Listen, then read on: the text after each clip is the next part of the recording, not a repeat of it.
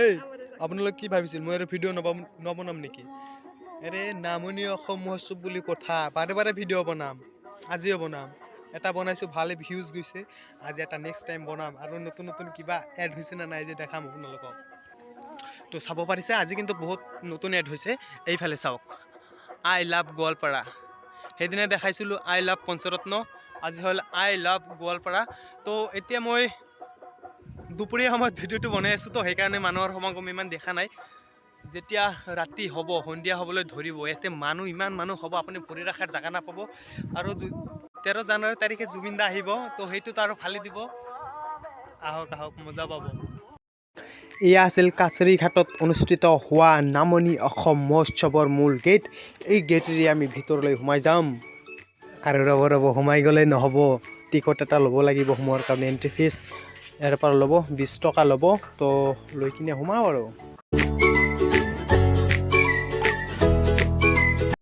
আৰু দুপৰীয়া সময়ৰ বাবে মেলা বজাৰ বন্ধ, চৰকে চব বন্ধ। এইবিলাক ৰাতিহে খোল খাব। তো এইফালে সোমাই যাওঁ একবাৰ।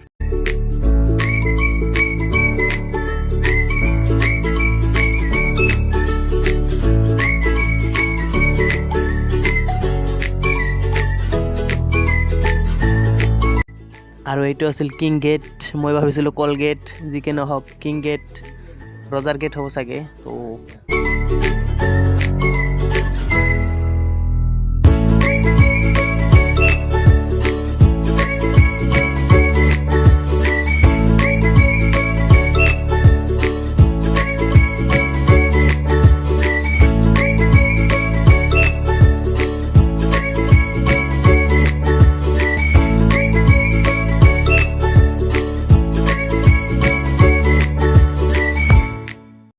আৰু এইটো মঞ্চতেই জুবিন দাই প্ৰগ্ৰাম কৰিব অহা 13 জানুৱাৰী তাৰিখে। চ' আপোনালোকে আহক।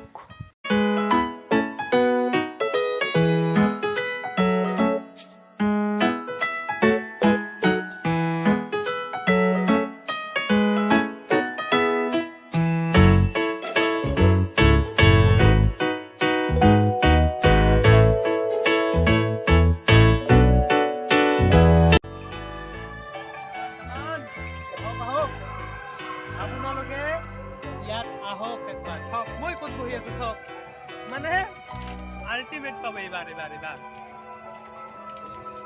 পুৰা এনজয় কৰিব পাব। তো মইতো ভাবিছোঁ ভাল লাগিছে, তেনেকৈ ইয়াত ফটো দিব পাৰে। ফটো উঠাৰ বাবে চিন্তা নাই, কোনো মানে পাৰ্কত যায় ফটো উঠাৰ দৰকাৰ নাই, নেচাৰেল বিউটি ইয়াত আছে। তো এইফালে চাওক, এইফালে চাওক মানে কি হৈছে, কপিৰাইটটো 100% লাগিব আজি। এইফালে গান বাজি আছে, আপোনালোকে বাৰু শুনিব পাইছে নে নাই? মই শুনা নাপালেও মানে ইউটিউবে কেনেকৈ বা শুনা পায়, এতিয়া কপিৰাইট লগাই দিয়ে। আজি লাগিলেও মই ভিডিঅ'টো আপলোড দিমেই, কাৰণ আপোনালোকৰ কাৰণেতো চেক্ৰিফাইচ অলপ কৰিম ন, হ'ব।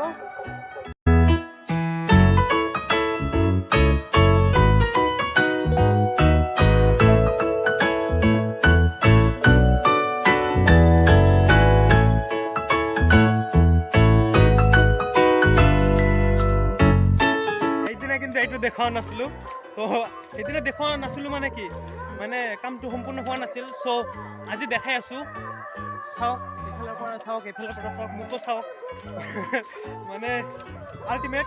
এতিয়া থিয় দিয়ক, চেল্ফি লওক, এইফালে চাওক, মানে চুইমিং পুলৰ নিচিনা আৰু, কিন্তু ইয়াত গা ধোৱাৰ বাবে বাৰু উপযোগী হয়নে নহয়। আৰু সেইফালে নেচাৰেল বিউটি এৰি আহি আমি এটা মেলা বজাৰত সোমাই গ'লোঁ।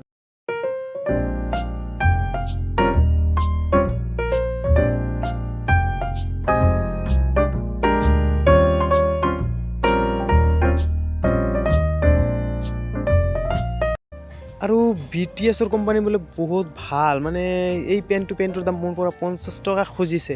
আপোনালোকে কমেণ্ট কৰি ক'বচোন BTS মানে কিমান ডাঙৰ কোম্পানী হ'ব।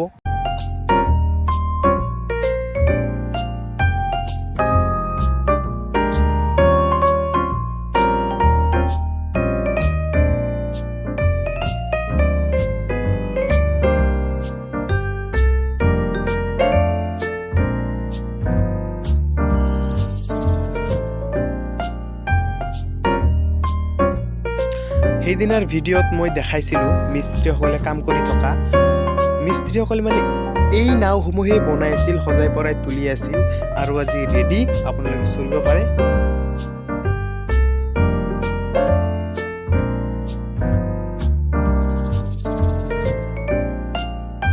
আৰু ইয়াত সুৰক্ষাৰ প্ৰতি নজৰ ৰখা হৈছে সেইবাবে লাইফ জেকেট দিয়া হৈছে প্ৰত্যেকটো নাৱত উঠক আৰু ঘুমাই ফুৰি থাকক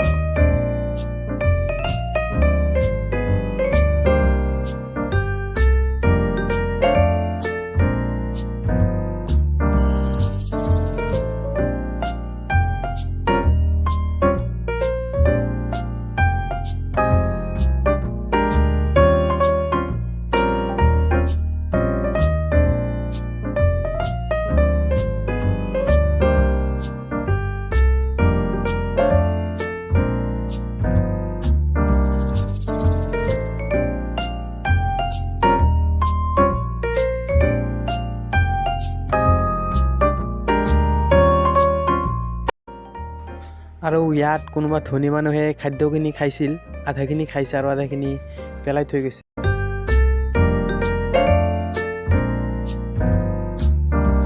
আৰু মই ক'ত আছোঁ গম পাইছে না মানে সেইদিনা যে বাছৰ ভিতৰত উঠি ভিডিঅ' এটা বনাইছিলোঁ তো তাত আজি খাই চাওঁ মানে কেনে লাগে সেইদিনা খোৱা নাছিলোঁ বাৰু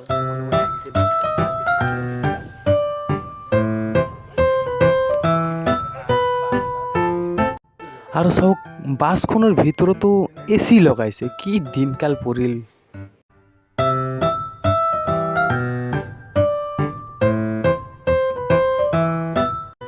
আৰু বাছৰ ভিতৰৰ পৰা নদীৰ ভিউ পইণ্টটো এনেকুৱা দেখি মই খিৰিকীৰ এতিয়া চাই আছোঁ কেনে লাগিছে কমেণ্ট কৰি জনাব প্লিজ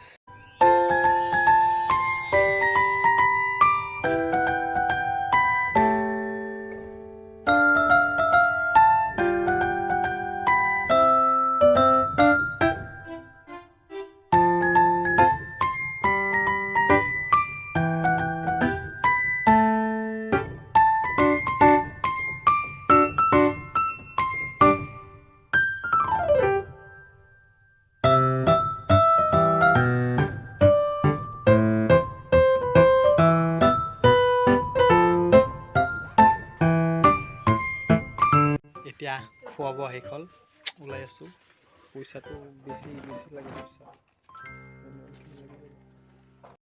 আৰু ৰাতি এনেকুৱা ধৰণৰ ভিৰ হয় চ' আৰু এটা ভিডিঅ' আহিব ৰাতিৰ অৱস্থাটো কেনেকুৱা সেইটো দেখাম মানে এটা ভিডিঅ'ত ইমানখিনি দেখুওৱা সম্ভৱ নহয় নহ'লে ভিডিঅ'টো বহুত দীঘল হৈ যাব আৰু কোনোবাই যদি এইটো বেলুনত উঠিব খুজি আছে তো 13 জানুৱাৰীৰ পৰা ষ্টাৰ্ট হ'ব চ' ইনফৰমেশ্যন এইখিনিয়ে